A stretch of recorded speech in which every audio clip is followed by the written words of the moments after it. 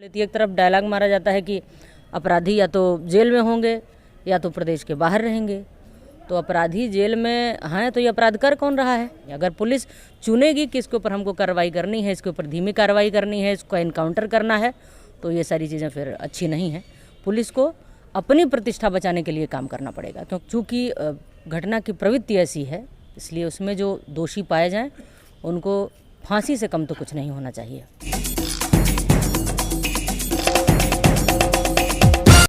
नमस्कार, मेरा नाम है सुशांत और आप देख रहे हैं द पॉइंट मीडिया। खबर पक्की है। इस वक्त हम गोरखपुर में मौजूद हैं और एक आप हमारे पीछे देख सकते हैं जैसा कि गोरखपुर का रेलवे हॉस्पिटल है। हमारे साथ आज गोरखपुर विश्वविद्यालय के पूर्व उपाध्यक्ष चेतना पांडे जी मौजूद हैं। यहाँ रेलवे चिकित्सालय में मरीजों का हाल देखने आई हुई थी और आइए हम इनसे जानते हैं कि अंकुर शुक्ला मामले में इनका क्या पूरा विचार है। बहुत बहुत स्वागत है चेतना जी आपका द पॉइंट मीडिया पे। धन्यवाद। चेतना जी, एक सभ्य समाज में 17 साल के बच्चे की इतने विभत्स तरीके से हत्या कर दी जाती है, किस परिप्रेक्ष्य में आप देखती हैं?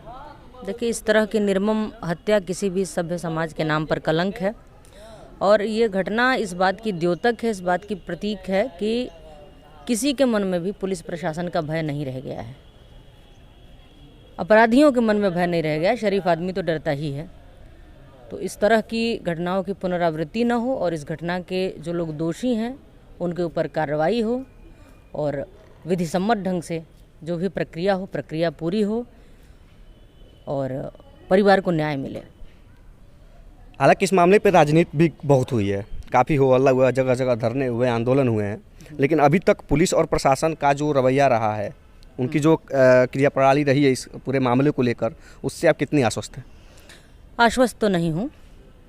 जितने नामजद हैं उसमें से कुछ गिरफ्तारियां हुई और बहुत देर से हुई और जिस तरीके से त्वरित कार्रवाई होनी चाहिए, तो ऐसा लगता है कि जैसे बस खाना पूर्ति हो रही है, उतनी तेज़ी से काम नहीं हो रहा है। चाहती यही हूँ कि तेज़ी से गिरफ्तारियां हों जो बचे हुए लोग हैं सबकी, और न्याय हो। और चूँकि घटना की प्रवृत्ति ऐसी है, इसलिए उसमें जो दोषी पाए जाएं उनको फांसी से कम तो कुछ नहीं होना चाहिए। गोरखपुर अपने आप में महत्वपूर्ण हो जाता है क्योंकि मुख्यमंत्री का शहर है ये गोरखपुर, और बीते तो अगर हम 6-7 महीनों में देखें तो एक दो हत्याएं होती रहती हैं यहाँ पे।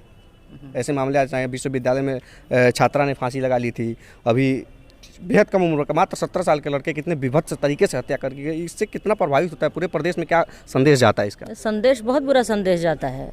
पूरा प्रदेश देख रहा है, पूरा देश देख रहा है और सरकार एक ही दल की केंद्र में, प्रदेश में, दोनों जगह है, तमाम राज्यों में। तो ये संदेश जो है पूरे देश में जा रहा है, पूरी दुनिया देख रही है कि जो शहर मुख्यमंत्री का शहर है, बिल्कुल मुख्यमंत्री की आंखों के सामने इसलिए कह रही हूँ कि उनको सारी चीज़ों का पता होना चाहिए कि हमारे यहाँ घट क्या रहा है। तो ऐसे लोगों के मन में इस तरह की आपराधिक प्रवृत्ति जन्म लेती है। एक तरफ डायलॉग मारा जाता है कि अपराधी या तो जेल में होंगे या तो प्रदेश के बाहर रहेंगे। तो अपराधी जेल में हैं तो ये अपराध कर कौन रहा है? भाई ठीक है कि आपने कुछ एक गिरफ्तारियां की हैं, कुछ लोग जेल गए हैं, लेकिन नए अपराधी जो पनप रहे हैं, अगर उनके मन में पुलिस प्रशासन का भय नहीं है तो फिर आपका शासन तंत्र जो है वो झूठा है, कमज़ोर है। और जो घटनाक्रम है, पिछली कई घटनाएं जिस तरह की हुई हैं, मैं ये कह सकती हूँ कि उन बातों में दो मुहापन है, क्योंकि न्याय के कई स्तर हैं।